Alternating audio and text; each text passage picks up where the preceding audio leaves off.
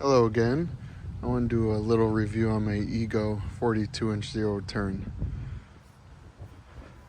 It's got a bagger on it right now. Just did the whole yard.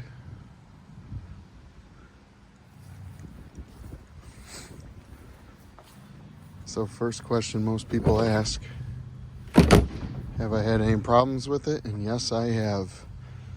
The whole computer, screen and all, PTO switch, everything, did go out, covered under warranty. Pain in the butt to get fixed. But it was $1,700 to fix it. The blades would not turn on. They came and picked it up, but something did break. I mow about an acre here. This is just the backyard. Front's about the same size. It's 2 lots. But usually I just run the normal blades, mulching blades, and I actually cut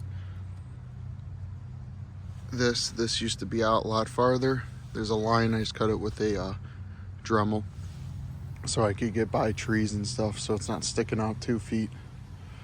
Right now it has 6 hours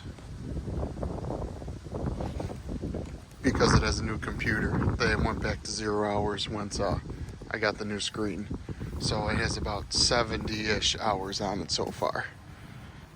Batteries wise, there are 4 10 amp hour and 2 7.5 amp hour batteries. The whole yard I got about, usually I have about 15%, but because I was bagging, it's a little less.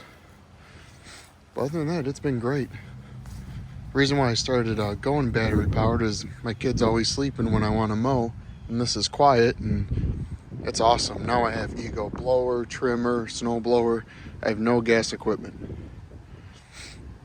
So other than that, I charge it. I just run a 12 gauge extension cord to my shed.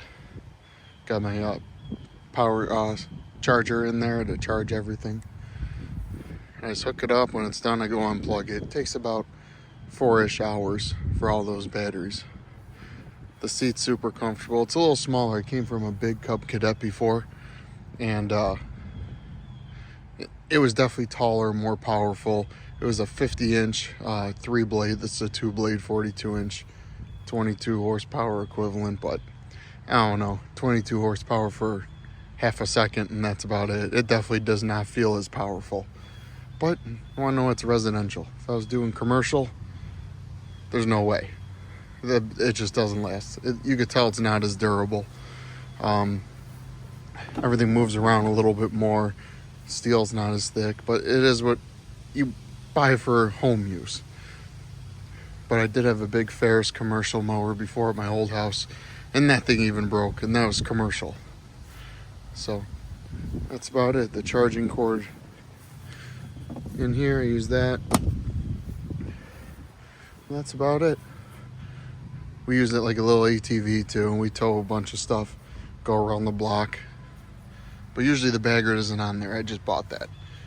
It works pretty good, but if you start having an issue, it has the little clear tube so you can see if it's getting clogged. If you start having problems with it, it fills up quick. It's usually just full, and you don't expect it to be full yet, but it is. So that's about it. Give me one last walk around.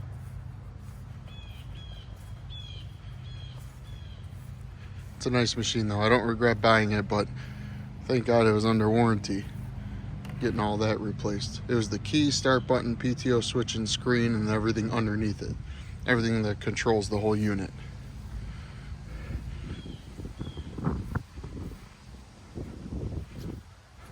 Alright, thanks guys. I just wanted to show an example how the bagger works. You see right here I keep having problems with it clogging. I didn't know the bags was actually full, so that's why I was doing that. But this is on speed 3 for the blades. It took me about 2 full bags to go through this area of my yard.